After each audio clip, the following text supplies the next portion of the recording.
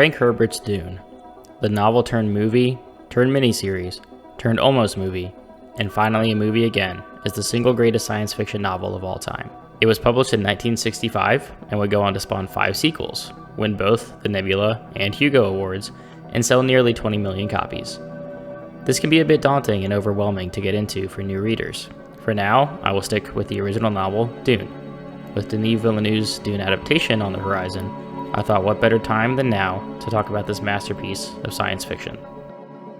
Dune was quite the undertaking, where Frank Herbert employed what he called a technique of enormous detail, in which he studied and prepared notes for over a 4-year period between 1957 and 1961.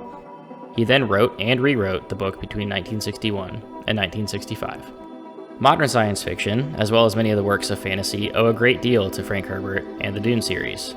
Things like Star Wars might not exist if not for Dune. We wouldn't have some of the great sci-fi fantasy blends of Red Rising or Sun Eater. Even some of the big hitters in fantasy, such as George R.R. Martin's A Song of Ice and Fire, or The Wheel of Time by Robert Jordan, may look drastically different if Dune hadn't existed. The influence that this novel has on both the science fiction and fantasy genres has been felt for decades and will continue to stand the test of time. So here we are, ladies and gentlemen, Dune by Frank Herbert. Dune is set in the year 10,191 AG, that's after Guild, roughly 10,000 years after the Butlerian Jihad that led to the complete eradication of thinking machines on Earth, and 20,000 years into our future. Humanity has spread across the cosmos, inhabiting thousands of worlds, and Earth is a distant memory. The feudal society that exists, full of noble houses and dukes, is in place to serve the Emperor and the Imperium. You will not find many guns in use in Dune, as the development of force fields and shields have been created that are impervious to fast-moving projectiles. This leads to hand-to-hand combat, with various types of melee weapons being very common. Before we get to the story of Dune, let's very quickly talk about the Butlerian Jihad, and why you will not find technology or AI to be the focus of this book that is set so far into our future. The Butlerian Jihad was a war against thinking machines, as we see it in the first chapter of Dune, when the Reverend Mother Gaius Helen Mohiam tests Paul's humanity. We get this dialogue. "Why do you test for humans?" he asked.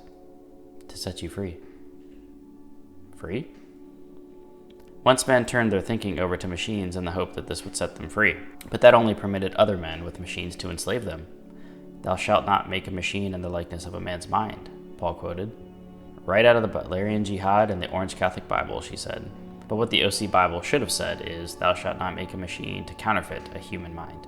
This is but a glimpse into the Butlerian Jihad and what ultimately led to what is essentially a complete eradication of thinking machines in the world. Now, although Frank Herbert's Dune does not go deep into this subject, the sequels do fill out a little bit more context as to what the Butlerian Jihad consisted of, as well as Brian Herbert and Kevin J. Anderson's expansion of the novels during their prequels and sequels. This sets the scene for Dune and explains why there is such an aversion to the types of computers and AI that you would typically expect to see in a distant future sci-fi world. Back to the story. The planet Arrakis, frequently referred to as Dune, is a hostile desert planet that is home to the desert people, known as the Fremen, whose still suits have been created to capture body moisture and recycle it to remain hydrated in a world where water is scarce and sacred. The Fremen have figured out how to survive and thrive in the sands of Dune, while the Emperor, Harkonnen, and Atreides alike all seem to know very little about them. There is clearly more to be discovered than we know at the beginning of this novel. Arrakis is also home to something else. The Sandworm. Gigantic behemoths of creatures that roam the sands like whales in the ocean and are a constant threat to anyone traversing the sand. They also tend to mess up spice operations once in a while. So at this point you may be asking yourself, why would anybody live on this planet? Well, here we have to discuss the Spice Melange. The Butlerian Jihad left a void where machines and AI used to live, and humanity needed a way to replace it. Unique and intellectually enhanced individuals, known as mentats, use spice as a drug, which enhances their space-time perception and allows them to glimpse into the future. We also see spice in use with the Guild Navigators, artificially enhanced superhumans within the Spacing Guild who are mutated through consumption and exposure to massive amounts of spice. They are mentally conditioned and trained to navigate interstellar space through this process to be as precise as AI. The spice is at the very center of the conflict of Dune and is the single most important material in the universe. Without it, there would be a total collapse of the Empire. The spice is also why we see characters with deep blue eyes, as it is a side effect of the drug.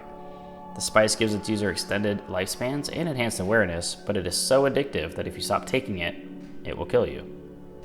Continuing with the spice and its many uses, we must talk about the Many Deseret as well. Sisters who survive the spice agony, a ritual in which the Many Deseret sister becomes a Reverend Mother, is just one of the many uses that you'll see in this novel. The Many Deseret, which clearly influenced later groups such as the Aes Sedai of Robert Jordan's Wheel of Time, or George Lucas's Jedi of Star Wars, are an all-female group consisting of spies, nuns, scientists, and theologians who have spent their time performing genetic experimentation, manipulation of religion, and causing political interference. They are one of the most impactful orders within the story of Dune, and some of their abilities are truly astonishing, such as the voice, which gives them the ability to influence people directly by giving them orders with a certain sound frequency. There's also the weirding way, superior hand-to-hand combat abilities in martial arts, the likes of which can only be rivaled by the Imperial Sardaukar or the Fremen of Arrakis. They of course can also sense the truth, which is why you will see Bene Gesserit truthsayers who are trained to sense if someone is telling the truth or not, also known as a human lie detector. Their purpose is to create what is known as the Kwisatz Haderach, a male Bene Gesserit that will be the one who can be all places at once. From the first pages of Dune, we are to believe that Paul Atreides, son of the Bene Gesserit Jessica and Duke Leto Atreides, is this Kwisatz Haderach of prophecy. Jessica, the concubine to Duke Leto, was instructed by the Bene Gesserit to birth a daughter so they could continue their plan to genetically produce the Messiah. This plan was of course upended when Lady Jessica and Duke Leto decided to birth a son, one generation too early. Dune introduces us to the Atreides family and their loyal subjects on the planet Caladan, which they rule. We're introduced to many key players that you will follow throughout the novel, such as Duncan Idaho, Gurney Halleck, and Dr. Yueh, as well as some of the key villains of the novel within the Harkonnen family, mainly Baron Vladimir Harkonnen and his nephews Glossu Rabban Harkonnen and Feyd-Rautha Harkonnen. After the Emperor orders House Atreides to take over spice mining operations on Arrakis, and what we learn very early on in the book is an obvious trap for Duke Leto and House Atreides, the story takes us to where we will be for the remainder of our journey. Dune. This is where the story truly begins. Through the use of third-person omniscient narration, Frank Herbert created a story that allows the reader to experience the inner thoughts and conversations of many different points of view. We experience the story not only from our main protagonists, but the antagonists as well. The brilliance of this decision truly shines in scenes that involve several different characters, in which the narration jumps in and out of characters' internal thoughts, as well as their external dialogue. The amount of detail in this novel that can be poured over for hours on end is vast.